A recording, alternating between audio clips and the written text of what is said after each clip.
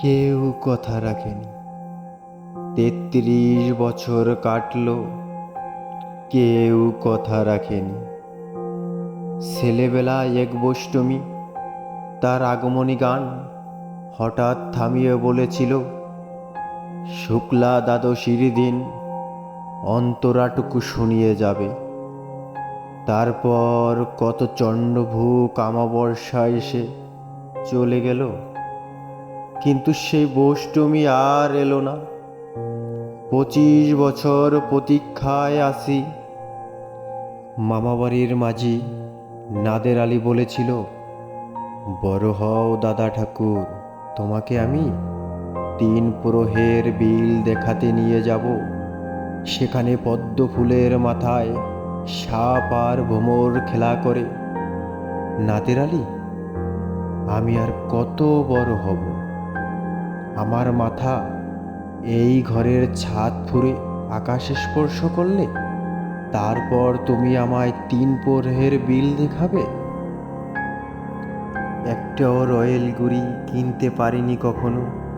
লাঠি লজেন্স দেখিয়ে দেখিয়ে সুশেষে লস্কর বাড়ির ছেলেরা ভিখারির মতন চৌধুরীর গেটে দাঁড়িয়ে দেখেছি ভেতরের রাস উৎসব।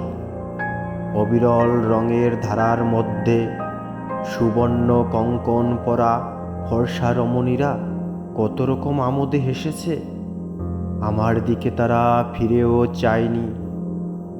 বাবা আমার কাঁধ ছুঁয়ে বলেছিল, দেখিস একদিন আমরাও।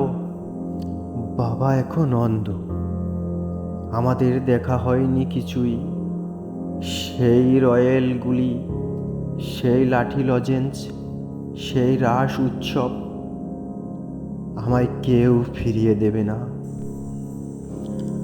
বুকের মধ্যে সুগন্ধি রুমাল রেখে বরুণা বলেছিল, যেদিন আমায় সত্যিকারের ভালোবাসবে সেদিন আমার বুকেও এরকম আতরের গন্ধ হবে। ভালোবাসার জন্য আমি হাতের মুঠোয় প্রাণ নিয়েছি। দুরন্ত সারের চোখে বেদেশি লাল কাপড়, বিশ্ব সংসার তন্ন তন্ন করে খুঁজে এনেছি 108টি নীল পদ্ম। তবু কথা রাখেনি বরুণা। এখন তার বুকে শুধু মাংসের গন্ধ। এখনো সে যে কোনো নারী। কেউ কথা রাখেনি। 33 বছর কাটলো, কেউ কথা রাখে না।